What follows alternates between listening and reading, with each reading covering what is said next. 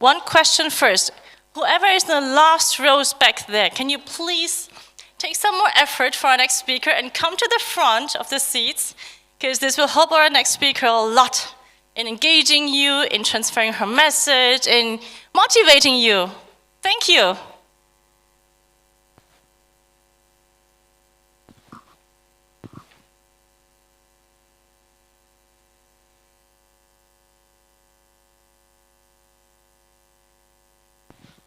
So, we are 1 minute ahead. I'll wait. Oh, we have still further attendance. Please, gentlemen, come to the front. Don't go to the back. Come to the front rows. Thank you. As much to the front as possible. Thanks a lot. We have a few seats over here, and also I see in the second row there are 2 free spots.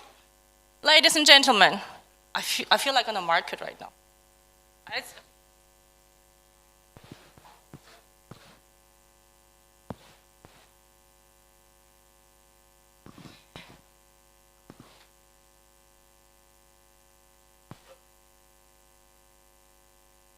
So, now that everyone is finding their seats, there are still a few spots in the front here, but it's getting really nicely crowded. Thank you very much all for coming after such a 1.5 days of conference already. Everybody is quite tired, but still, I would like to welcome you to join our next speaker, Noa Weiss.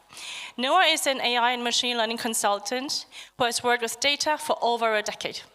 She has been helping small startups and larger companies to use AI to drive business success. Noa works with her clients to refine their vision in incorporating AI into their product, in designs AI strategies to best fit their needs, and builds and delivers the machine learning systems their products needs. Noa has been also very active in several communities. For example, she is leading the Israeli community of women in data science. She is passionate about FemTech and promoting female entrepreneurship. And what I find most interesting is she is active in the Deep Voice Foundation, using deep learning to help whale preservation. However, today Noa will not present her work about whale preservation, though. Instead, she will share with us valuable insights she has consolidated from her experience consulting for several early-stage startups. We will learn from her today a few simple ways to save R&D time without compromising on product quality. Noa, the floor is yours. Everyone, please join me welcoming her.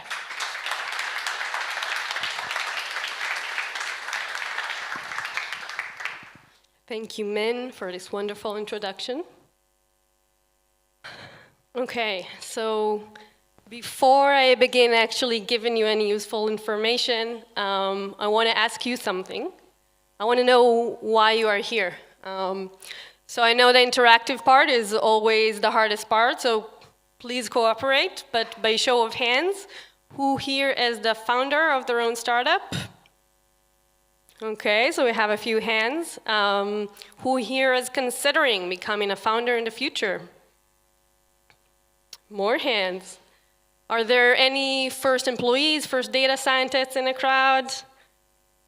Okay, and out of all of the ones that already raised their hands, and honestly, even if you didn't, is the product of your company AI-based?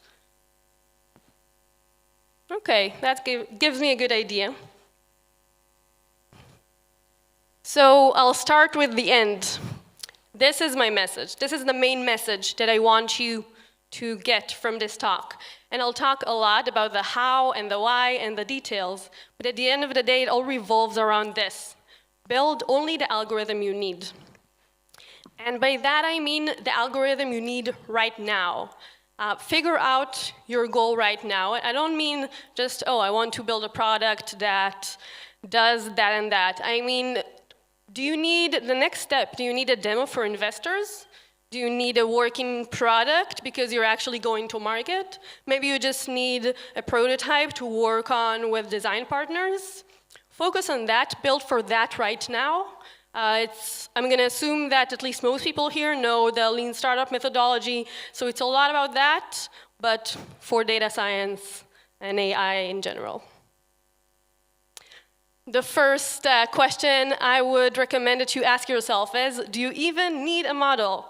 And when I say model, I mean machine learning model. I know it could be used to a lot of different things. That's my terminology here. So when I say, do you even need a model, what do I mean? We're talking AI here. So what are the alternatives if you're not using machine learning? For example, you could have a rule-based algorithm, a heuristic-based algorithm. A lot of nested if-then.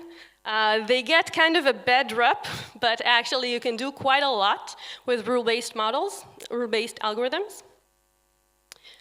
And you can go about it a few different ways. One way is to use the domain knowledge that you have. For example, with fraud prevention, one of my first industry jobs was in PayPal for fraud detection. So I'll use that for a couple of examples. So fraud detection is actually a good example of a domain that has a lot of knowledge. And if I'm trying to build an algorithm to prevent fraud, I can use that knowledge. For example, if I know that the credit card being issued in a different country than the country that it's being used at right now, so that's actually a bad sign, it's a red flag. That's something I can use. It's not an immediate fraudulent transaction, but it is something that can come together to create a pretty decent algorithm. Another way to go about it is to build your heuristics based on bottom-up data research. So for that, I will use the data to discover things that I don't already know. For example, I could look at the data, and another real example, find that a product that is very risky is hair extensions. True story. I don't know why. Hair extensions are extremely risky. If you see transactions about buying hair extensions, see a couple of people in the audience know what I'm talking about. It's very likely, or much more likely than usual, to be a fraudulent transaction. Another option you could use instead of a rule-based algorithm, and that is mostly if what you need is not the core of your product, but supplemental, you could use a paid service. For a lot of the things you'll need in your product, you could already have that. I'll give a very simple example. Maybe I need to know for each URL that I'm getting, I want to know what type of website that is. I could build it myself. It's absolutely feasible, but it will take me time, and time is so valuable when you are running an early stage startup. So you could also outsource it, get it as a paid service. It's not sustainable for the long run, because once you're gonna scale up, you want something of your own that you can depend on, and also that costs less. But for this point, it's absolutely every day that you save is net gain. And I know that all of those options aren't as sexy and aren't as attractive as machine learning. And we're, I think, mostly data scientists here. We love machine learning. But for early stage startups, really, saving that time is so valuable. And if you use those, you could be done yesterday. Just developing those, like a rule-based algorithm, for example, is much quicker and saves a lot of uncertainty. Excuse me while I take a sip of water.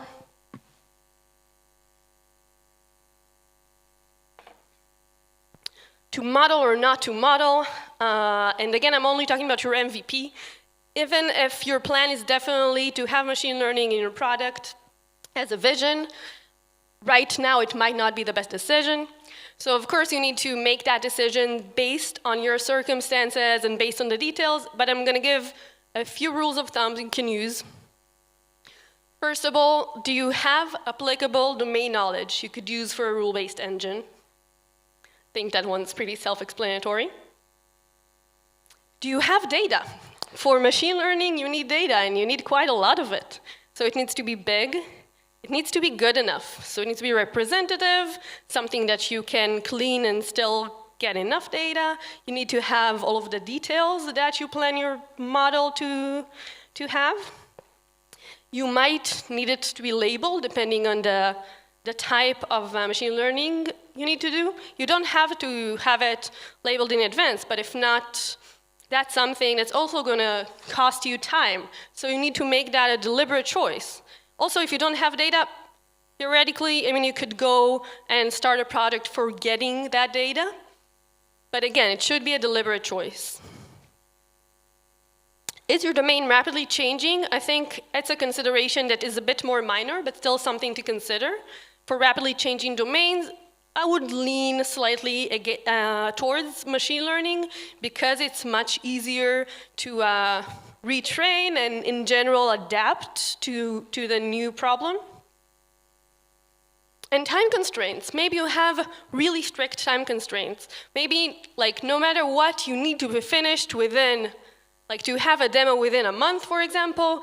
And with that, not going for machine learning really reduces uncertainty, as I already mentioned, and it's something that could be valuable and honestly could make or break it. And the major consideration, in my opinion, again, should be, is there a good enough alternative? Because if there is, if you can get where you need to go right now, not tomorrow and not 6 months from now, if you can get there with an option that will take you less time in development time, do that. But say that you have considered all of this and you decided that the best option for you is machine learning, how to keep it quick and lean, or at least some advice from me. So simple over complex, it's the main principle. You know the idea. It's what I've been talking about for the last, I don't know, my timer is not calibrated.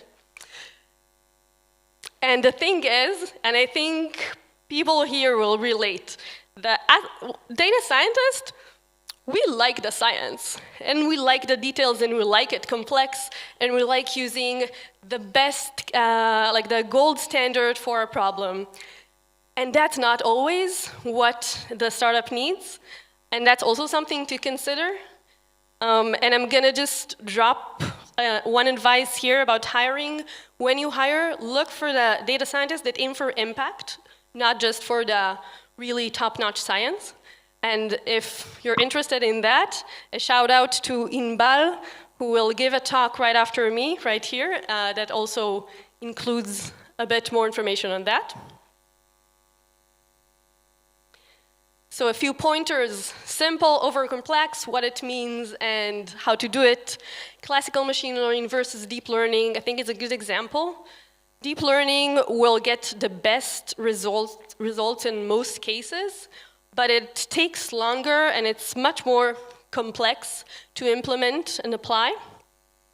So for a lot of domains, classical machine learning, it would be good enough. Not the best maybe, but definitely good enough. And that's one thing that I recommend that you consider when you design your solution. Publicly available models, we have so many of them. We have BERT and Roberta and T5 and YOLO, and you all know the names and we all love them, and they are out there. They have been trained on so much data, using so much resources, and you can download them, and you can use them, maybe fine-tune, maybe not even that. And again, that could save a lot of time if you go that direction. Don't use state-of-the-art models just because they're cool. I think that one's also pretty self-explanatory. And another advice is, before you scale, when you're still in that stage of the POC or the demo or working with design partners, early stages, human-in-the-loop machine learning is something that could really help. I'm only going to say a few words about it. It's a very complex subject and not totally in the scope of this talk. But it means that for those stages, you don't necessarily need the model to be the end point. You could have its results reviewed by a human, maybe all of them, maybe just some of them that you're less confident about, maybe just the important ones. And you could use the output of the model as an input for the human decision maker. And that is something that can also help you, for example, if you're trying to squeeze out a few less percentage points of accuracy. And we all know that that could take a long time, and it could also not happen at all, depending on the specific circumstances. So when you're still not scaling, when you're still working just in those stages, that's something that could really just let you move on to the next stage. Are you overdoing it? Meaning, are you actually building something more complex than you need, putting more effort in for this stage than you absolutely have to? So I'm gonna go to the audience now. What do you think? What are good things to look out for to notice if you're overdoing it?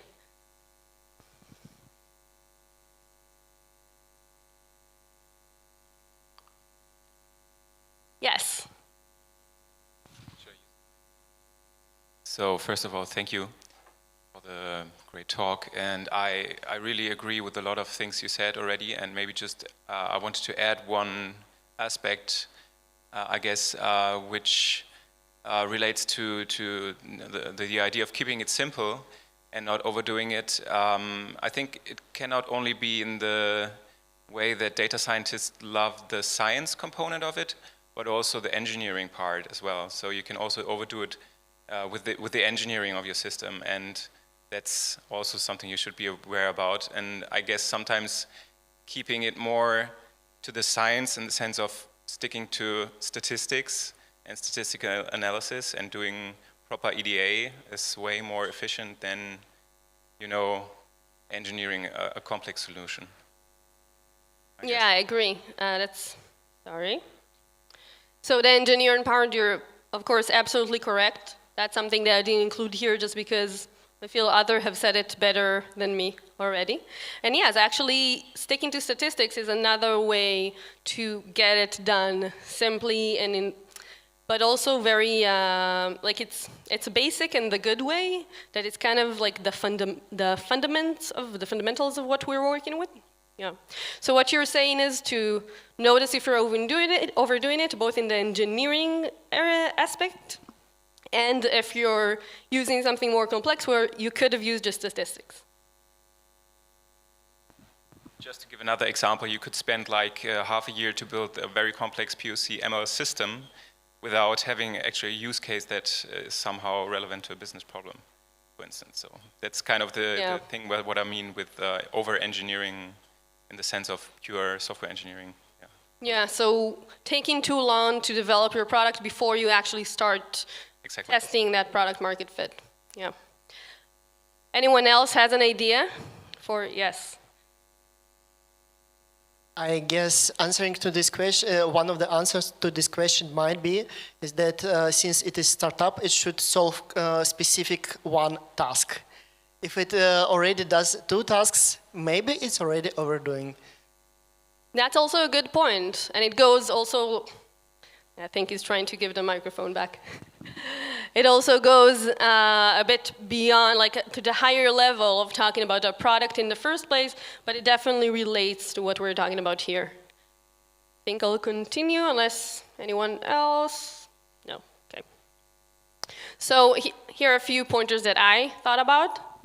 First of all, obviously the best way is to monitor yourself against your goals and have those goals be measurable and predetermined, something you can check yourself against. But it's good in theory. Mostly we don't do it. That's how it happens. So a few guiding questions that I put together, so you could ask yourself, or you could ask your data scientists. Have you checked if the naive approach is good enough? Honestly, I think you should do it anyway at the beginning of each data science project, just check the naive approach. But here, especially if you haven't done that, that's a red flag. So watch out and maybe check it. Could a public model replace the one you're building? If you can take a model out of the box that does that, you're overdoing it. Is your focus on keeping your algorithm pure machine learning, while adding a few rules could get sufficient results? Also a way to notice when you're overdoing it. Okay, so let's wrap up what we were talking about. I mostly talked about 3 main messages. Build for right now, which is also the top level one. The lean approach, apply it to your algorithm. Consider alternatives. Not every algorithm needs to be ML based, and you could have pretty good options. And simple over complex. If you do build a model, keep it simple, quick and focused. So I have a few more tips for the road. And it seems what we have time, right? Yeah. Start collecting your data as soon as you can. As I mentioned earlier, if and when you want to start using machine learning, you need a lot of data for that. And the sooner you start collecting, the better. Make sure that you have the right infrastructure. Make sure that you collect the right things. You don't need to process it yet, but this could really go a long way once you start building your own machine learning algorithm, and especially once you have your first data scientist. Hire data scientists focused on impact. I mentioned it earlier. Again, it's just you want people that are excited about getting the product to the next level, and not people who are excited about using the new state-of-the-art methodology or the new paper that they read. It's something that I've seen a lot working with startups. It really makes a huge difference. You could have people that are extremely skilled, but they take they bring really low value to the company because they're not focused on what the company needs right now. And those people could be excellent data scientists in bigger companies that have more one way and are not stressed to get result immediately, but they're just not the right fit for an early stage startups. Don't hire a first data scientist until you have the right data and infrastructure. So among other things, I also I mentor data scientists as part of my job. So companies that have data scientists that aren't senior enough, I talk to them, I help them along.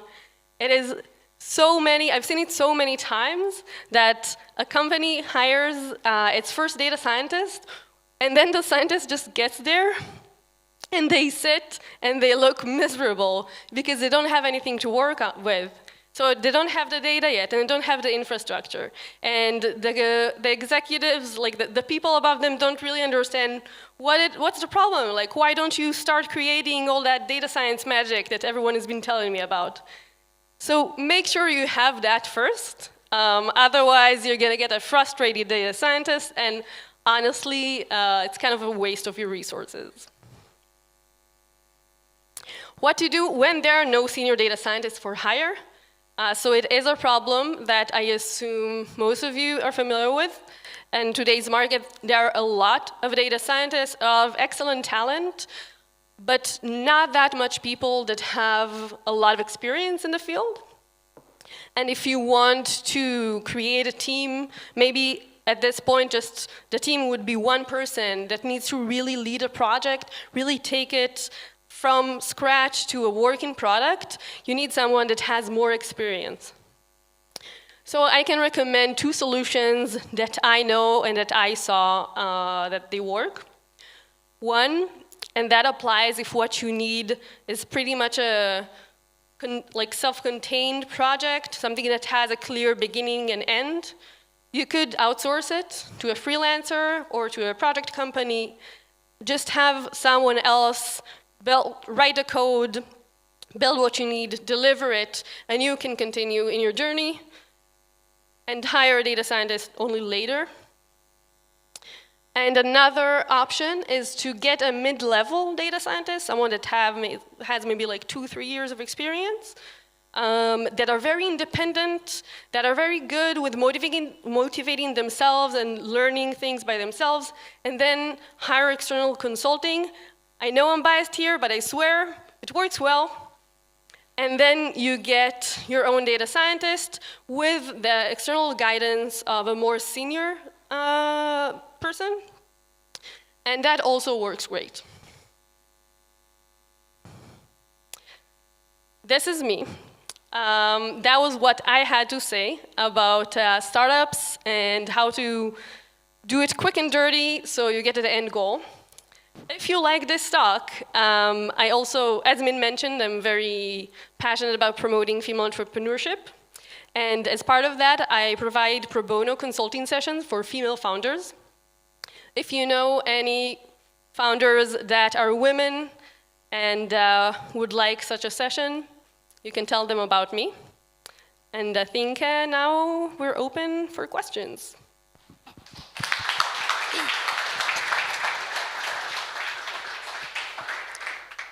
Thank you very much, Noa, for the very inspiring talk. I also liked a lot the interaction with the audience. Now, dear audience, questions. We start from the back. 1, 2. Don't forget. Thank you. Thanks, Noah. First of all, I totally agree all of your points completely. However, a lot of funders would probably watch your presentation and freak out a bit, because I'm sure you know this, but a lot of funders really like to see actually, the PhD CV from the more researchy data scientist who, as you said, is maybe not the right fit. One of my friends is starting a chemistry ML startup right now and was actually asked by a VC, but how many layers does your neural network have? That's very important for us, which is obviously crazy and exactly not in line with what you said. But what would you then advise to startups who are going, though, to funders and having these type of questions? What should they say? So that's a very good question. And honestly, it is a pain point that for raising funds, a lot of times investors, founders do need to scale up what they're presenting a bit. Honestly, as someone who is not a founder herself, I consult, I work with founders and I help them along the way, but I don't have to raise funds. I'm not the best person, but I do know that a lot of time what actually happens in the background, the actual code, and then what investors hear about it, it seems to be different a lot of the times. And I think your founder friends could probably tell you more about that. But also, if I'm serious, it is a problem, but I think that the most important thing is if you can show results, that goes a lot longer.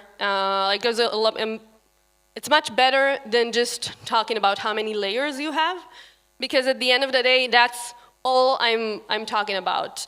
Get to actual results faster. And good investors, they know to look for that. They know what makes or breaks a startup. And if your investors don't, then I don't know. Find other ones. Yeah, hi Noah. So thanks for the talk. Wait, sorry, Yeah. Okay, hi. Okay.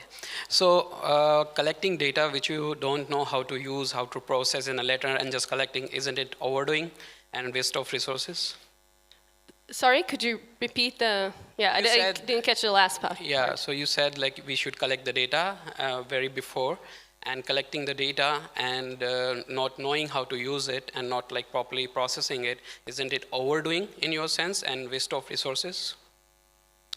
I think collecting the data beforehand is a great use of resources. I think what's a waste of resources, if I understand your question correctly, what I said that about is hiring a data scientist and then having the data scientist sit there and not having anything to do. So that's what I meant. Does that answer your question? Okay, great. Okay, next one here. Hi, thank you very much. I wanted to ask a question about when you talked about collecting data. For 2 years now, I, myself and some friends had a very nice idea, and then we just started building this project. It's not a startup technically. We hope to get there one day, but it's just a project we just like to work on. Then we had this problem because we got publicly available data, built a very nice model. We tried to pay for resources for the deep learning part that we didn't want to do, and everything was fine. And then our idea was to deploy this idea, the model, and then use that as people use it to get data back from them. So we make a prediction, you tell us, oh, this is not correct, this is the actual figure, and then we can get that back from you. The problem we found was the data we trained our model on was so far away from the truth. For how accuracy was good, but it was so far away from the truth in reality. Now, that really discouraged people from using it and also even giving us back the data. Now, my question is, how do you manage scenarios where you actually need real-life data and ask people for it? Because I think data is sort of how you get started. But we tried this idea of getting started without data, but somewhere along the line we messed up. I don't know if you can... So to make sure that I understand your question, what you're saying is, in order to make our project work, we needed data that is representative of what's happening like in production. Exactly. We didn't have that. How do you make it easy getting that from people? Or from the, I don't know if you have ideas about that. So it's an interesting question, definitely an interesting question, and one that is very relevant to startups. It's a bit out of the scope of this lecture, and also I feel that I need a bit more details, so maybe if you want to catch me later, and I'll try to answer that. I noticed that there were a couple of questions here earlier.